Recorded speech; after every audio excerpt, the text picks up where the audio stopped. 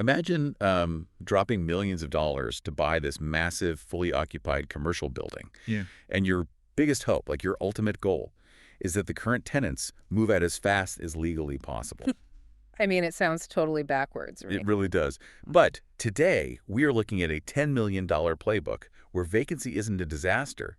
It's actually the entire strategy. Yeah. So for you, our listener, we're treating you as the crucial third member of this deep dive today because we are essentially decoding the secret language of commercial real estate. Which is a space that operates on a completely different set of physical and financial laws than, what most of us are used to with residential stuff. Exactly. And to map this out, we're looking at a highly specific snapshot of the Texas market. It's a newsletter dated May 2nd, 2026 from the Eureka Business Group. Right, EBG. They're a DFW retail investment advisory firm managed by Joseph Goslan. And this isn't just like a random MLS dump of buildings for sale. No, not at all. It's a really hand-picked, curated snapshot of property listings. They span from sub-$2 million deals all the way up to these $10 million plus heavyweights. Yeah. And EBG has this very blunt tagline that sort of frames the entire list. They say, most retail investment look good on paper, very few perform. I love how direct that is. Right. So our mission today is to reverse engineer what a performing investment actually looks like, just by digging into the underlying mechanics of these specific curated properties. Well, to understand why any of these buildings perform, we first have to look at the foundational contract that makes this whole asset class function. Oh, let's unpack this. Because the physical brick and mortar, that is entirely secondary to the lease structure governing it. Yeah. Looking at the EBG newsletter, especially in that under $2 million category, the listings heavily feature terms like true NNN lease or absolute NNN. There's a 4,569 square foot single tenant medical building in Bedford. And then a 3,650 square foot Baylor Scott and White urgent care in Plano.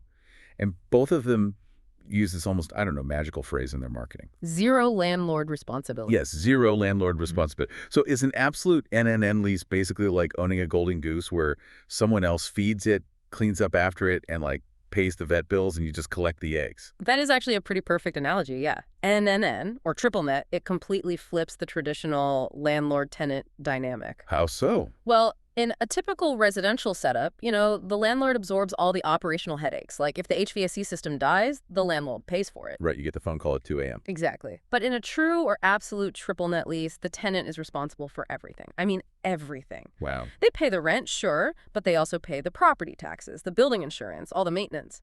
If the HVAC breaks, the tenant buys the new HVAC system. The landlord just collects the check. That sounds a bit like buying a company's operating system rather than the physical hardware. Like you own the underlying code, but the tenant has to supply all the processing power to keep it running. That's a great way to put it. But wait, if the landlord literally has zero operational responsibility, they're essentially outsourcing all of the property management. Yes, they are. So what is the catch here? I mean, any business taking on the burden of taxes and insurance and roof repairs, they're going to demand a steep discount on the actual rent, right? Or they're forcing the landlord to take on a different kind of exposure.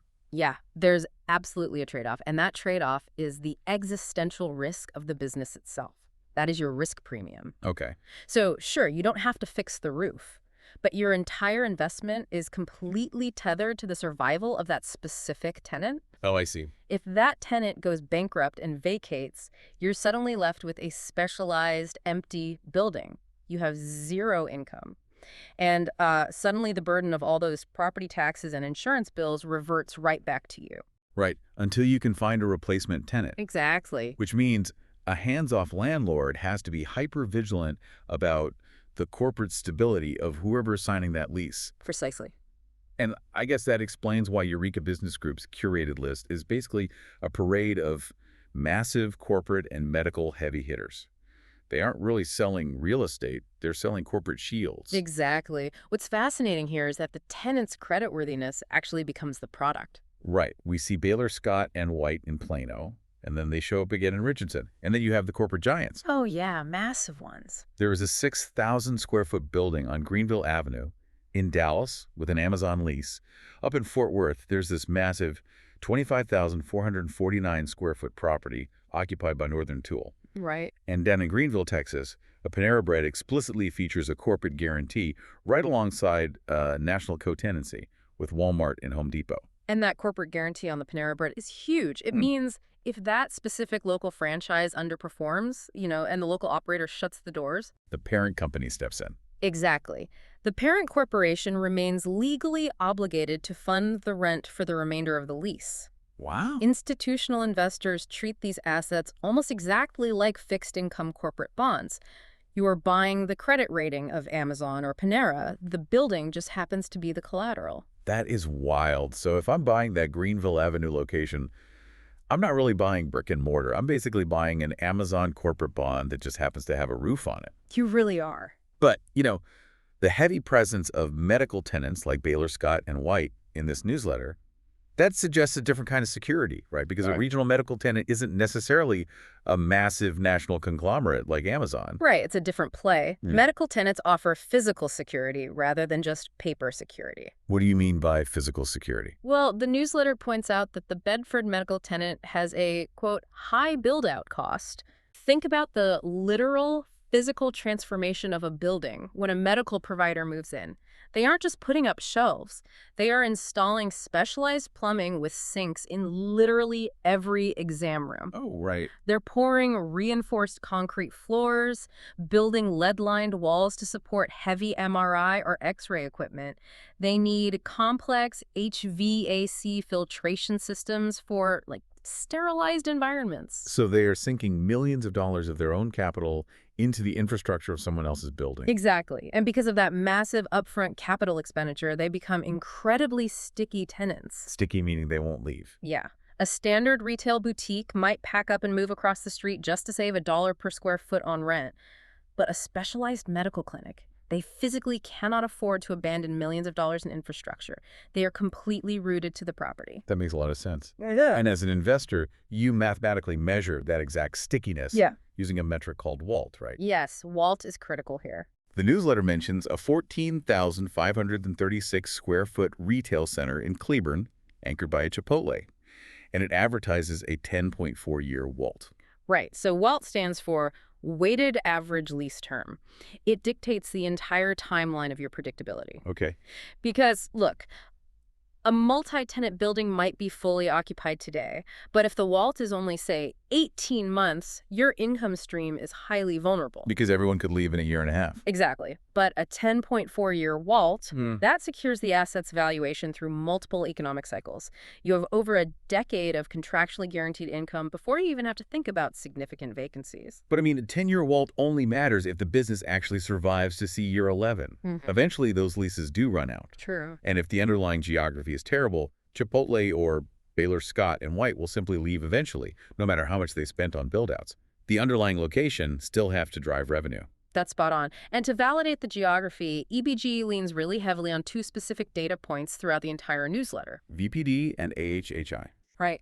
VPD, which is vehicles per day, and AHHI, average household income. Let's look at how they deploy those metrics, because it's pretty interesting. For that huge Northern Tool property in Fort Worth, the one sitting on I-35W, they heavily market its massive visibility. They cite approximately 147,000 VPD. That is a lot of curves. It is. Then there's a 7,924 square foot retail center in McKinney on the 380 corridor.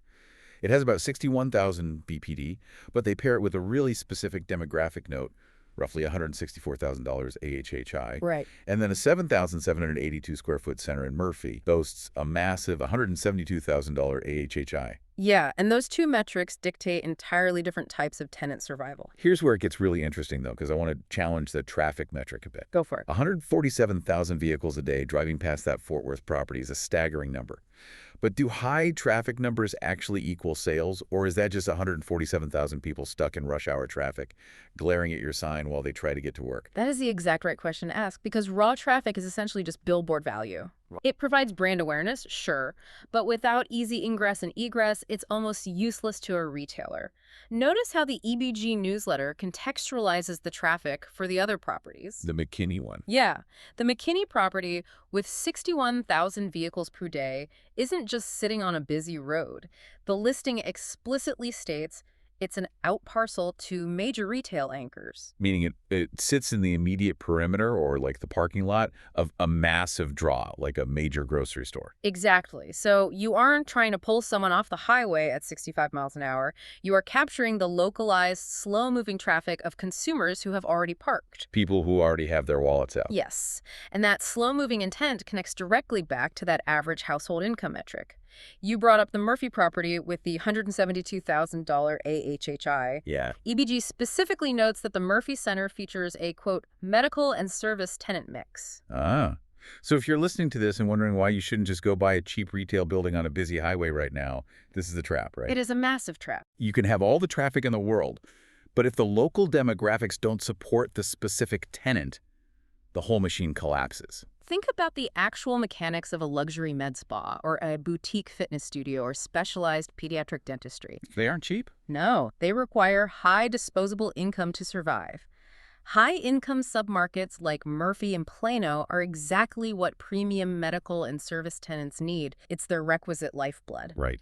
If you place a luxury service tenant on a road with massive vehicles per day, but the average household income is only, say, $45,000, that business will eventually starve. Even if tons of cars drive by. Exactly. The corporate guarantee might cover the rent for a little while, but the underlying asset is fundamentally misaligned. Okay, so up to this point, we've basically mapped out the passive investor's dream, right? This set it and forget it playbook. You find a stabilized, fully leased building in a wealthy suburb, backed by a corporate guarantee or a sticky medical tenant. You just preserve your wealth. Yes. But the EBG newsletter also reveals how more aggressive investors operate. They actively look for broken assets to fix. Because stabilized NNN properties offer predictable, safe yields. But forced appreciation, the value-add strategy, is where significant equity is just created out of thin air. Right. And the newsletter curates some highly unconventional opportunities that would probably look like massive red flags to a passive investor. Oh, absolutely. For example, in the $2 to $5 million category, there is an exclusive EBG listing in Roanoke. It's a 16,800 square foot industrial and flex space. But the marketing specifically highlights that short-term leases offer value-add or owner-user opportunity. See, a passive investor looks at a short-term lease as a threat. Because it means impending vacancy. Exactly. But a value-add investor sees a short-term lease as the mechanism to reset the entire financial baseline of the building. So what does this all mean for the ambitious investor? This sounds suspiciously like the residential house flipper mentality, but applied to massive commercial spaces. That's exactly what it is. You're intentionally looking for a problem like short leases or below-market rents, so you can be the one to fix it. Yeah. We see this aggressive positioning again in McKinney. Right. The medical office. Yeah, they list a 2,900 square foot medical office space actively advertised as selling below county assessed value with the added kicker of owner financing. Which is rare. Very. And then scaling way up to the $10 million plus category, there's a 54,414 square foot retail center in Denton. It is 100% leased, generating strong operating income, but it explicitly markets its mark-to-market rent upside. Mark-to-market is the core operative mechanism for forcing appreciation. How does that actually work in practice? Let's assume a commercial tenant signed a 10-year lease back in 2016 and they locked in a rate of $20 a square foot. Well, it is now 2026. The surrounding market has exploded, inflation has shifted the baseline, and the true market value of that space today is actually $35 a square foot. So the previous landlord has been legally trapped collecting that outdated $20 rate. On paper, the building is severely underperforming its true potential. Precisely.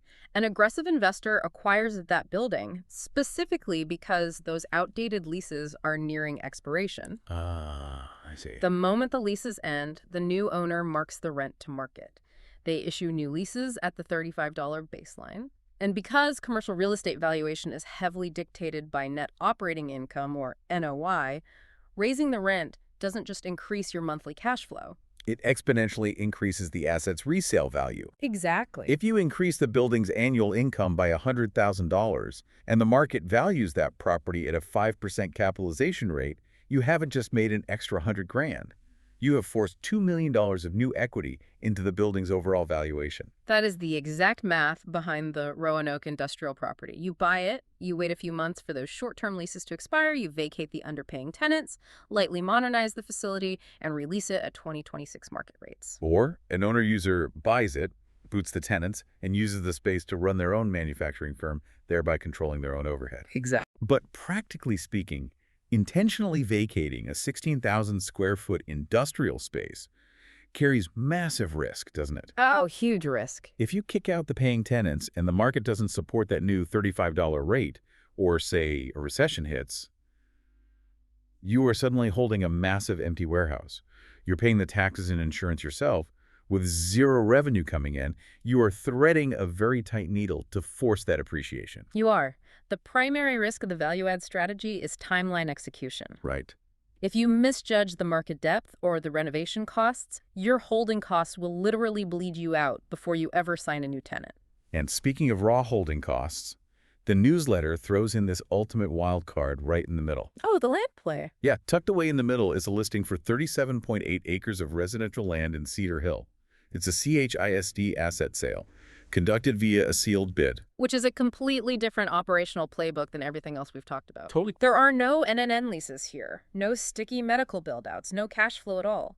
You are purchasing raw dirt from a school district through a blind auction. You are betting entirely on zoning, entitlements, or the ability to flip that acreage to a massive residential home builder down the line. Yeah.